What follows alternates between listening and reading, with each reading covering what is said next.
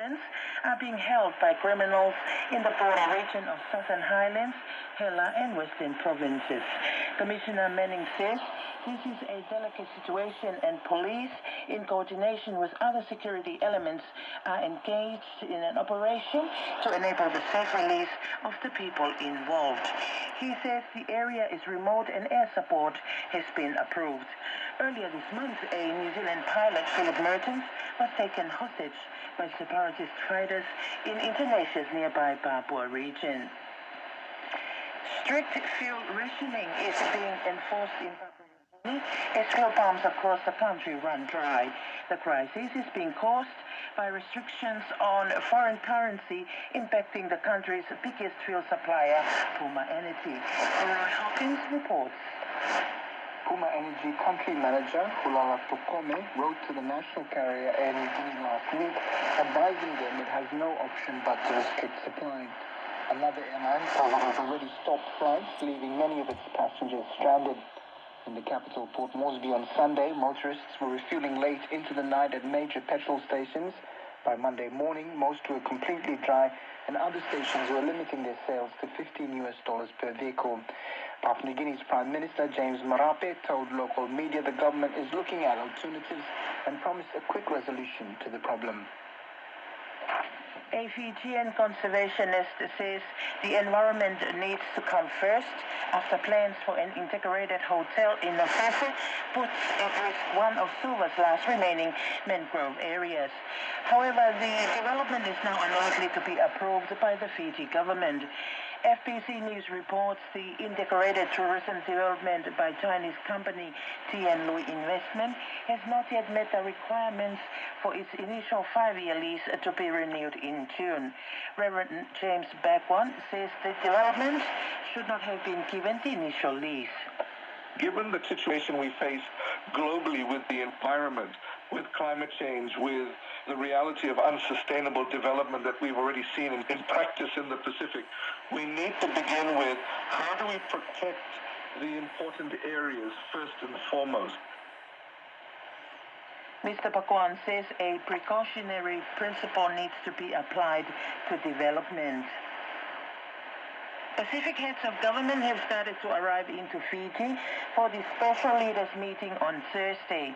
Papua New Guinea's James Marape will receive a traditional welcome by the Fiji government this morning as he joins the president of the Marshall Island, David Kabua, and US Premier Dalton Tangilangi as the first few leaders to arrive in Fiji for the much-anticipated gathering on Tanarau Island in Nandi. Regional leaders from 18 nations, including Australia and New Zealand.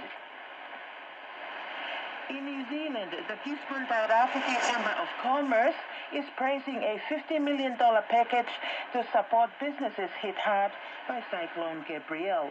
While it could take a week to decide exactly how it's allocated, the Cyclone Response Minister Grant Robertson says it will provide businesses with cash, in some cases within a week. Ministers will work with local government, businesses and iwi to decide how the money gets distributed. Gisborne Chamber of Commerce President Belinda McKay is pleased the support appears to be flexible. Businesses were saying they needed assistance in terms of wage assistance, to pay immediate staff salaries. So I think that this it'll be great for business actually. It'll just really get them to be able to carry on for the next wee while we rebuild essentially. A Tongan community leader is urging the New Zealand government to announce an amnesty for overstayers in the cyclone-struck regions. The deputy chair of the Aotearoa Tongan Response Group, Pakilau Manaselua, says he is worried about their safety. He says, like many others in the region, these workers are likely in need of help, but would be too scared to come forward. We know that there are players who are probably missing or no one can track. This is a really sensitive matter. They're not going to be waving their hands around, here I am, because the immigration department will be onto them and then boot them back home. Pakilau Manaselua estimates there are a few hundreds of these workers in Hawke's Bay and Gisborne. In international news, an earthquake with a magnitude of 6.3 at a depth of just 2 kilometers has struck the Turkey-Syria border region this morning. Two Reuters witnesses reported a strong quake and further damage to buildings in central Antakya. The region was hit by two massive earthquakes 2 weeks ago, causing tens of thousands of deaths and destroying buildings and infrastructure. Witnesses said Turkish rescue teams were checking people were unharmed. President Joe Biden is vowing the U.S. will back Ukraine in its fight against Russia for as long as it takes. Mr. Biden has made a surprise visit to Kyiv overnight. Volodymyr Zelensky is describing it as the most important visit in the history of U.S.-Ukraine relations, coming just days before the anniversary of Russia's invasion. The BBC's Elise Dowsett reports. Diplomacy at an international level is about symbols as much as it is about substance, and a very strong symbol was sent today. They had time together, just the two of them. No doubt there were some interesting conversations where the cameras were not. President Zelensky had a very interesting statement. He said, "You've come at a very difficult time for Ukrainians to make us stronger and to try to finish this war this year." Florida is experiencing a second wave of COVID-19. The government's epidemiological report ending yesterday says last week there were more than 100 new cases of the virus. This brings the total number of cases since the start of the pandemic to 5,247 to 570, of which have been reported this year alone.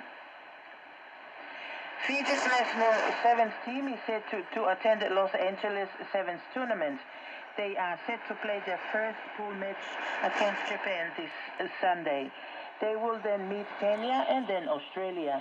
Ben Collins told the FPC that he has a good squad. We've got to focus on ourselves. We can control what we can control, and we worked hard on a few areas that we know we didn't perform as well in.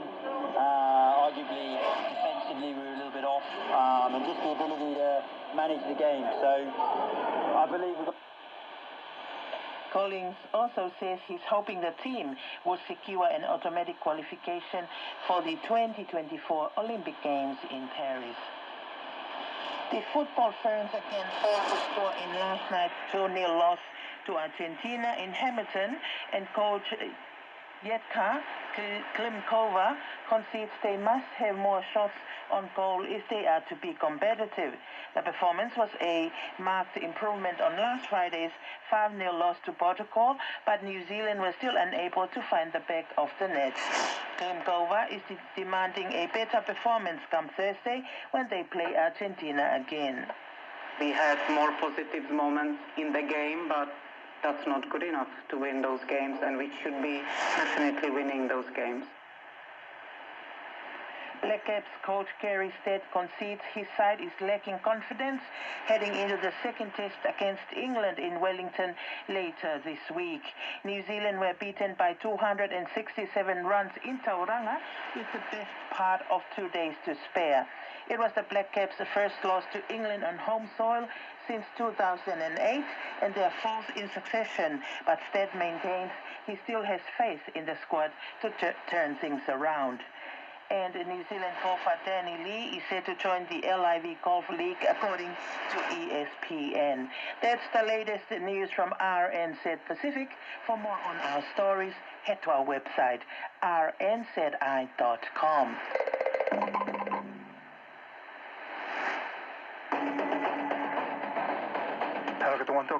Pacific Waves from RNZ Pacific. Hawkins. Coming up first.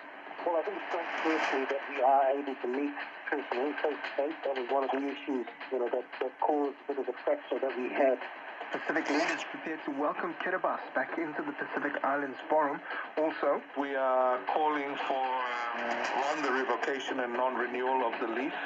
Conservationists welcome the Fiji government's backtracking on a mangrove development, and later on, This year marks the 60th year of RSE.